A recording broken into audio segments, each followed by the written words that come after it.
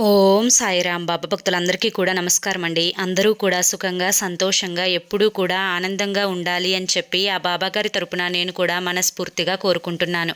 ఈరోజు బాబాగారు అందించే సందేశం ఏంటి అంటే కనుక, తల్లి, ఫిబ్రవరి 12 షిరిడీ నుంచి ఒక కానుకను నీకు పంపిస్తున్నా. పరధ్యానంలో ఉండకమ్మ, మరువకు, నిర్లక్ష్యం చేస్తే ఇది నిజంగా నీ కర్మే అవుతుందమ్మా అని చెప్పి ఏదో తెలియని సందేశాన్ని ఈరోజు బాబాగారు మనకి అందించడానికి మన ముందుకు వచ్చారండి. మరి బాబాగారు ఏ సందేశం అందించినా కూడా అది మన భవిష్యత్తుకు పునాది అని చెప్పి మనందరికీ కూడా తెలిసిన విషయమే కదా. మరి ఎవరికైతే బాబాగారి మీద పూర్తి నమ్మకం, విశ్వాసం ఉంటాయో వారందరూ కూడా ఈ వీడియోకి ఒక చిన్న లైక్ ఇచ్చి వీడియోని వినడం స్టార్ట్ చేయండి. దానికంటే ముందు చాలామంది కూడా గురువుగారి గురించి అడుగుతున్నారండి. అక్క, మేము ఎన్నో రకాల సమస్యలతో మేము సతమతమైపోతున్నాము, మీకు తెలిసిన గురువుగారు ఎవరైనా ఉంటే చెప్పండి అక్క అని చెప్పి అడుగుతున్నారండి. నేను పదే పదే ఈ గురువుగారి గురించే ఎందుకు చెప్తున్నాను అంటే కనుక, నేను కష్ట సమయంలో ఉన్నప్పుడు అసలు ఈ కష్టం నుంచి బయటపడగలనా అనుకున్న సమయంలో ఈ గురువుగారిని కాంటాక్ట్ అయ్యానండి. గురువుగారిని కాంటాక్ట్ అయిన తర్వాత గురువుగారు చేసిన పూజల వల్ల ఆ కష్టం నుంచి నేను బయటపడి ఈ రోజున ఆనందంతో జీవితంలో ముందడుగు వేస్తున్నాను. అలాగే మీ జీవితాలలో ఎటువంటి సమస్యలున్నా కానీ శ్రీ షిరిడీ సాయిబాబా ఆశీస్సులతో జ్యోతిష్యం చెప్పబడును. గురూజీ శివరామరాజు గారు. Phone number 9959422552. మీరు ఇప్పటి వరకు ఎన్నో చోట్ల జ్యోతిష్యం చెప్పించుకొని మీరు ఆశించిన మార్పులు మీ జీవితాలలో జరగలేదని చెప్పి బాధపడి ఉంటారు. కానీ ఈ గురువుగారి దగ్గర అస్సలు అలా జరగదండి.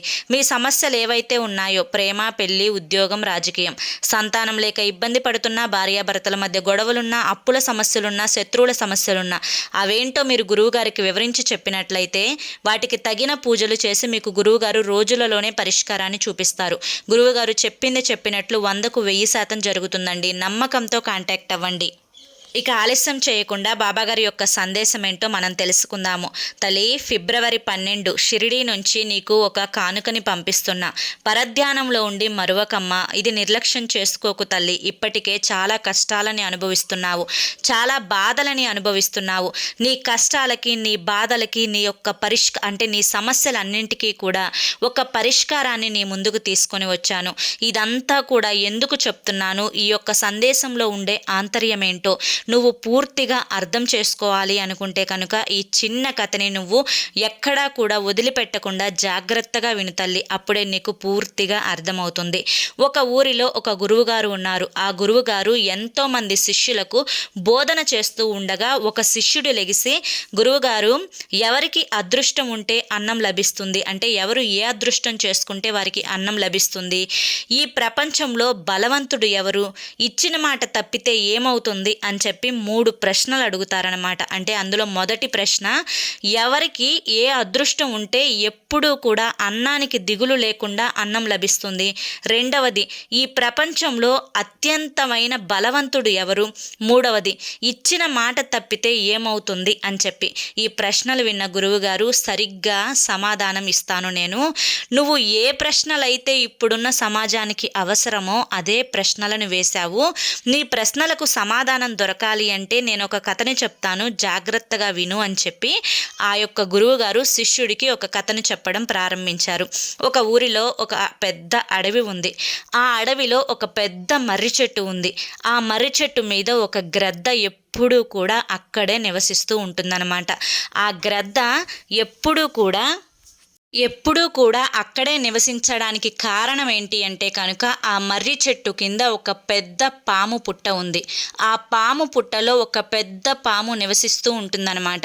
అయితే ఆ పాముకు కూడా తెలిసిన విషయం ఏంటి అంటే, ఆ చెట్టు మీద గ్రద్ద ఉంది, ఎప్పుడు బయటికి వస్తే తన ప్రాణాలని అప్పుడు అది తీసేస్తుంది అని చెప్పి ఆ పాముకి చాలా భయం వేసి తడవకొకసారి ఆ యొక్క పుట్టలో నుంచి బయటికి వచ్చి చెట్టు కల్లే చూసి చెట్టు మీద ఉన్న గ్రద్దను చూసి లోపలికి వెళ్ళిపోతూ ఉంది. ఎప్పుడు పాము బయటికి వస్తుందా అని కాచుకొని ఎంతో కోపంతో ఆ చెట్టు మీద ఆకలితో కూర్చున్నట్టుగా కూర్చుంటుంది ఆ గ్రద్ద. ఈ విషయాన్ని పసిగట్టిన పాము అస్సలు పుట్టలో నుంచి బయటికి రాదు. ఇలా కొన్ని రోజులు గడిచిపోతున్నాయి. పాముకు చాలా ఆకలి వేస్తుంది. పుట్టలో నుంచి బయటికి వచ్చే ఆహారాన్ని తిందాము అంటే ఎక్కడ గ్రద్ద చంపేస్తుందో అని చెప్పి భయంతో ఆ పుట్టలో నుంచి రాకుండా అక్కడే ఉండిపోతుంది. గ్రద్ద కూడా ఆ చెట్టు నుంచి అస్సలు కదలడం లేదు. ఇక ఆ పాము ఆ యొక్క జంతువులు ఏమన్నా కనిపించినా, ఎవరన్నా మనుషులు కనిపించినా, విక్రమాదిత్యుడు రాజుగారు ఉంటారు, ఆ రాజుగారికి ఇక్కడ ఒక ప్రాణి ఆపదలో ప్రాణాపాయ స్థితిలో కొట్టుమిట్టులాడుతూ ఉంది అని చెప్పి నా దగ్గరికి రమ్మని చెప్పండి అని చెప్పి, ఏ జంతువు కనపడితే ఆ జంతువుకి, ఏ మనిషి కనపడితే ఆ మనిషికి ఆ పాము కబురుని చేరుస్తూ ఉంటుందన్నమాట. అయితే దురదృష్టవశాత్తు ఎన్ని రోజులు గడిచిపోయినా కానీ ఆ యొక్క రాజుకి ఈ కబురు అనేది వెళ్ళలేదన్నమాట. ఒక రాజు విక్రమాదిత్య అంటే ఆ ఒక రోజు విక్రమాదిత్యుడు అనే రాజే తను అడవిలో సంచారం చేయడానికి వస్తాడనమాట. ఇక ఆ యొక్క రాజుని గమనించిన ఆ పాము, మీరు ఎవరో నాకు తెలియదు, కానీ విక్రమాదిత్యుడు అనే రాజుగారు ఉంటారు, ఆ రాజుగారు కనుక మీకు కనిపిస్తే ఇక్కడ నేను ఒక దాన్ని ఉన్నాను అని చెప్పి కబురు పెట్టండి, నా దగ్గరికి రమ్మని చెప్పండి అని చెప్పి స్వయంగా విక్రమాదిత్యుడు అనే రాజుకే ఆ పాము చెప్తుందన్నమాట. అప్పుడు ఆ విక్రమాదిత్యుడు నేను అని చెప్పి చెప్పకుండా, ఎందుకు ఇలా అడుగుతున్నావు ఆ రాజుని, ఆ రాజుతో నీకేంటి పని అని చెప్పి అడుగుతాడనమాట. అప్పుడు ఆ పాము ఏమని సెలవిస్తుంది అంటే కనుక, విక్రమాదిత్యుడు చాలా మంచివాడు, ఇక ఒక ప్రాణి ప్రాణాపాయ స్థితిలో ఉంది, కష్టంలో ఉంది, ఆపదలో ఉంది అంటే వెంటనే సహాయం చేస్తాడు. ఇక్కడ నేను బయటికి వస్తే గ్రద్ద నన్ను ఎప్పుడు చంపేద్దామా అని చెప్పి కాచుకొని కూర్చొని ఉంది. కొన్ని రోజుల నుంచి నాకు ఆహారం లేక ఆకలి అలమటించి బక్కచిక్కిపోయాను. నాకు ఎప్పుడు ఇంకా కొన్ని రోజులు ఆహారం నాకు దొరకకపోతే నేను చనిపోతానేమోనని భయంగా ఉంది, కనుక మీరు కొంచెం ఆ రాజుని రమ్మని చెప్పండి అని చెప్పి అనగా, నేనే విక్రమాదిత్యుణ్ణి అని చెప్పి ఆ యొక్క గంభీరమైన గొంతుతో ఆ రాజు చెప్తాడనమాట. అప్పుడు ఆ పాము చాలా సంతోషపడుతుంది. నేనిప్పుడు నీకు ఏ విధమైన సహాయం చేయగలను అని చెప్పి రాజు ప్రశ్నించగా, నన్ను ఇక్కడి నుంచి ఎక్కడికైనా దూరంగా తీసుకొని వెళ్ళి వదిలిపెట్టండి అని చెప్పి అంటే, సరే నువ్వు నాతో పాటురా, గ్రద్దలేని సమయాన్ని చూసి నేను నిన్ను బయటికి తీసుకొని వెళ్ళి ఎక్కడైనా దూరంగా అడవులలో వదిలేసి వేస్తాను, అక్కడ నువ్వు సంతోషంగా జీవిద్దు గాని అని చెప్పి రాజు చెప్తాడు. ఆహా, అలా చేశారు అంటే కనుక నేను ఎక్కడికి వెళ్తున్నానా అని చెప్పి కాచుకొని ఉన్న ఆ గ్రద్ద మిమ్మల్ని వెంటాడి మీరు నన్ను ఎక్కడ వదిలిపెడతారు అని చెప్పి ఒక కాపు కాచి మరి ఆ గ్రద్ద నన్ను చంపి తినేస్తుంది అని చెప్పి పాము చెప్తుందనమాట. మరి ఏం చేయమంటావు అని చెప్పి రాజు ప్రశ్నించగా, నన్ను మీ కడుపులో దాచిపెట్టుకోండి, నన్ను మీ కడుపులో దాచిపెట్టుకుంటే ఆ పాము చూడలేదు, ఇక సురక్షితమైన ప్రదేశం వచ్చిన తర్వాత నేనే మీ కడుపులో నుంచి బయటికి వస్తాను, నన్ను అక్కడ వదిలిపెట్టేసి మీరు వెళ్ళిపోదురు కానీ అని చెప్పి చెప్తుందనమాట. ఇక సరేనని చెప్పి ఆ పాము అలా మాట ఇవ్వగా తను ఇష్టం లేకపోయినా కానీ ఆ పాముని తన కడుపులో పెట్టుకుంటాడు విక్రమాదిత్యుడు. ఇక అలా కొంచెం దూరం నడుచుకుంటూ వెళ్తాడనమాట. నడుచుకుంటూ వెళ్ళిన తర్వాత సురక్షితమైన ప్రదేశం, గ్రద్దలేని ప్రదేశం వస్తుంది. అప్పుడు రాజు చెప్తాడు, కడుపులో నుంచి బయటికి రా, నువ్వు కోరిన సురక్షితమైన ప్రదేశానికి నేను వచ్చాను, ఇంకా ఇక్కడ నువ్వు హాయిగా జీవించవచ్చు, నీకు గ్రద్ద భయం అనేదే ఉండదు అని చెప్పి చెప్పగా, సరేనని చెప్పి ఆ పాము బయటికి రాకుండా ఏమని సమాధానమిస్తుంది అంటే, మీ కడుపులో ఉన్నప్పుడు నేను ఏ భయం లేకుండా, ఏ కంగారు లేకుండా మనశ్శాంతిగా సంతోషంగా ఉన్నాను, కనుక మీ కడుపులో నుంచి నేను బయటికి రాను అని చెప్పి చెప్తుందనమాట. అదేంటి, నువ్వు నాకు మాట ఇచ్చావు కదా, మాట తప్పుతున్నావా ఇప్పుడు, నువ్వు ఎందుకు కడుపులో నుంచి బయటికి రానంటున్నావు అని చెప్పి చెప్పగా, మీరు ఏమైనా అనుకోండి మహారాజా, నాకు మాత్రం మీ కడుపులో ఉంటే హాయిగా ఉంది, నేను మీ కడుపులోనే ఉంటాను అని చెప్పి చెప్తుందనమాట ఆ పాము. ఇక ఏం చేయాలో అర్థం కాక ఆ మహారాజు అక్కడే ఉండిపోతాడు అడవిలోనే కొన్ని రోజులు. తనకి ఆ యొక్క పాము ఉండడం వల్ల తన శరీరం అంతా కూడా ఒక దుర్వాసన అనేది వస్తూ ఉంటుంది. ఏం చేయాలో అర్థం కాదు, ఆహారాన్ని తీసుకోలేకపోతాడు. ఇలా కొన్ని రోజులకి చాలా బక్కచిక్కిపోతాడు విక్రమాదిత్య రాజుగారు. అయితే ఇక అదే ఊరిలో చాలా పేరు పలుకుబడి ఉన్న ఒక రాజుగారు ఉంటారు. ఆ రాజుగారికి 3 కుమార్తెలు ఉంటారు. ఆ 3 కుమార్తెలను ఒకరోజు తండ్రి రాజుగారు పిలిచి, అమ్మా, మీరు ఇంత సంతోషంగా అన్నం తింటున్నారు అంటే దానికి కారణం ఎవరు అని చెప్పి అడగగా, అందులో 2 కుమార్తెలు మాత్రం, మీ యొక్క భాగ్యం వల్లే మేము ఈ రోజున కడుపు నిండా అన్నం తింటున్నాం తండ్రి గారు అని చెప్పి చెప్తాడనమాట. పెద్ద కూతురు మాత్రం, నాకు తినే యోగం భాగ్యం ప్రాప్తం ఉంది కాబట్టే నేను నేను తింటున్నాను నాన్నగారు అని చెప్పి చెప్తుందనమాట. ఇక పెద్ద కూతురు అలా సమాధానం చెప్పేసరికి తండ్రికి చాలా కోపం వస్తుంది. ఇక ఒకరోజు ఆ మంత్రులను పిలిచి, నా 3 కుమార్తెలకు నేను వివాహం చేద్దాము అనుకుంటున్నాను, కానీ నా 2 కుమార్తెలు అంటే 2వ కుమార్తె 3వ కుమార్తె ఎవరైతే ఉన్నారో వీరిద్దరికీ మాత్రం మంచి యోగ్యవంతమైన బలవంతులైన మంచి డబ్బున్న మహారాజులను తీసుకురావాలి. పెద్ద కుమార్తెకు మాత్రం క్షీణించి ఎప్పుడో బక్కపలచగా అయిపోయి ఇవాళ రేపు చనిపోతాడేమో అన్నటువంటి మహారాజును తీసుకురావాలి అని చెప్పగా మంత్రులు ఎంతో వెతికి వెతికి వెతికి ఆ బక్కపలచగా ఉన్న రాజు ఎవరు కనిపించగా ముందు 2 కుమార్తెలకు మంచి యోగ్యవంతమైన ధనవంతులైన మహారాజులకు ఇచ్చి పెళ్లి చేస్తాడనమాట.